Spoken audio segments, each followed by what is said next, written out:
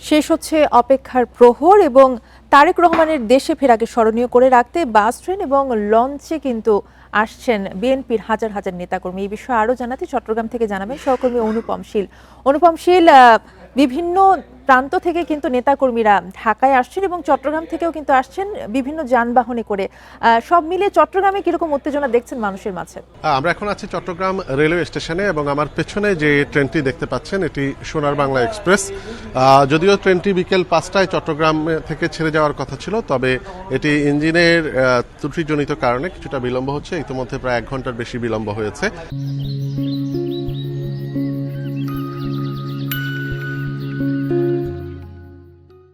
এবং এই ট্রেনটিতে করেও অনেক নেতাকর্মী, যদিও এটি একটি নিয়মিত ট্রেন, তারপরও আমরা দেখছি যে অনেক নেতাকর্মী যারা কালকের অনুষ্ঠানকে ঘিরে, তারেক রহমানের স্বদেশ প্রত্যাবর্তনকে ঘিরে তারা ঢাকার উদ্দেশ্যে রওনা হয়েছে।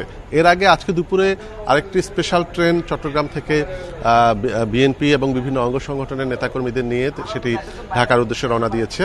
এবং এছাড়া আমরা চট্টগ্রামের অর্থাৎ বাংলাদেশ রেলের পূর্বাঞ্চলের কর্মকর্তাদের সাথে যেটি কথা বলে জেনেছি যে 7:30টায় কক্সবাজার থেকে একটি ট্রেন ছাড়া হচ্ছে এবং সেটি চট্টগ্রাম এসে পৌঁছাবে রাত 11:15 নাগাদ।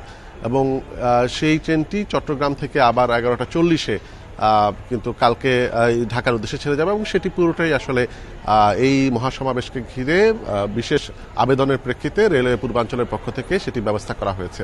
এছাড়াও চট্টগ্রামে রাত 11টায় যে তুর্না নিশীথা এক্সপ্রেস ট্রেনটি আছে সেটিতেও বাড়তি বগি অর্থাৎ 8টির মতো বাড়তি বগি যুক্ত করা হয়েছে। এবং এছাড়া বিএনপি নেতাকর্মীরা যেটি বলছেন যে তারা চট্টগ্রাম থেকে আগামীকালকের এই মহাসমাবেশকে ঘিরে অন্তত 24টি বাড়তি বগি নিয়ে বিভিন্ন ট্রেনে আবেদনের প্রেক্ষিতে বিভিন্ন ট্রেনের সংযোজন করা হয়েছে।